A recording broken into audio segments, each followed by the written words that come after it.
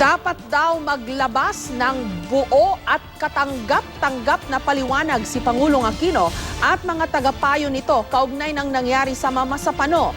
Yan ang hiling ni Archbishop Socrates Villegas ng Catholic Bishops' Conference of the Philippines. Nilinaw naman ng CBCP na hindi sila kasali sa panawagan ng ilang lider ng simbahang Katoliko na pababain sa pwesto ang Pangulo. May report si Jam Sisante. Sa pagtugis ng PNP Special Action Force kina Marwan at Basit Usman sa Mama Sapano, Maguindanao, hindi maikakailang merong nasa mataas na posisyon na naguutos sa kanila sa operasyon. Yan ang binigyang diin ni CBCP President at Lingayen Dagupan Archbishop Socrates Villegas sa isang post sa Facebook. Kailangan daw masagot kung bakit walang alam sa operasyon ang pinakamatataas na opisyal ng PNP at ang kalihim ng DILG at kung bakit anyay tila nagbigay ng utos ang suspendidong hepe ng PNP. Sabi ni Villegas, dapat maglabas ang Pangulo at ang kanyang mga tagapayo ng buo at katanggap-tanggap na paliwanag sa kanilang mga naging hakbang kaugnay ng madugong engkwentro. Noong nakaraang Biyernes, nagtipon-tipon ang National Transformation Council na kinabibilangan ng ilang religious leaders para ipanawagan ang pagbaba sa pwesto ni Pangulong Aquino. Various assemblies convened by the National Transformation Council, NTC, has strongly advocated that the President should step down. Bagaman sinabi ng CBCP na hindi sila kasama rito, kaysa raw sila sa panawagan ng paghahanap sa katotohanan. Ayon kay Archbishop Villegas, maling itago ang katotohanan para maisalba sa kahihiyan ang mga nasa mas nakatataas na posisyon. Kaya hinimok niya ang mga testigo at mga may hawak ng tamang impormasyon na magsabi lang ng totoo sa lahat ng oras.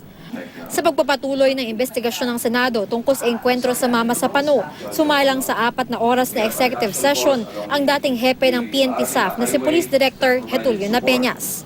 Hindi pwedeng ilabas sa publiko ang napag-usapan, pero nagpahiwatig si Senador Grace Poe sa naging takbo nito. I think it was very free and honest. I felt that our resource person was much more comfortable.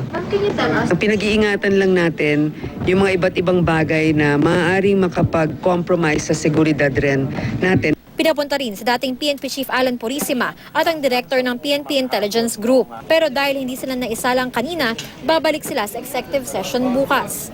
Desidido raw ang mga senador na malaman ang buong katotohanan bago ang posibleng pagsasabatas ng Bangsamoro Basic Law.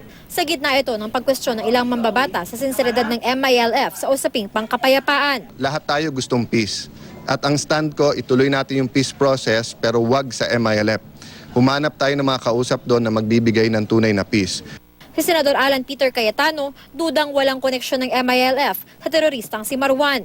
Mula kasi sa dokumentong nakuha raw niya mula sa Korte ng Northern District of California sa Amerika, nakasaad na nagpapalitan ng email si Marwan at kapatid nitong si Ramat Abdir mula taong 2006 hanggang 2007. Binibigyan raw ni Marwan ng impormasyon ng kanyang kapatid ukol sa sitwasyon sa Pilipinas sa pamamagitan ng pagkwento ng mga engkwentro sa pagitan ng puwersa ng gobyerno at mga individual o grupo na kumukop-kop kay Marwan, kabilang na ang MILF. Aminin nila and come clean sa relationship nila kay Marwan. Nung siya'y napatay, yung buong puwersa ng MI at BI ay pinatay ang ating mga SAF.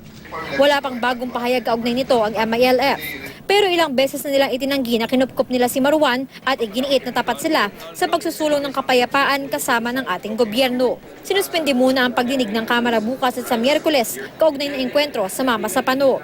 Minarapat daw ng mga kongresista na hintayin muna ang resulta ng investigasyon ng Board of Inquiry para maging mas matibay raw ang basehan ng pagsisiyasat sa Kamara. Jam Sisante, GMA News.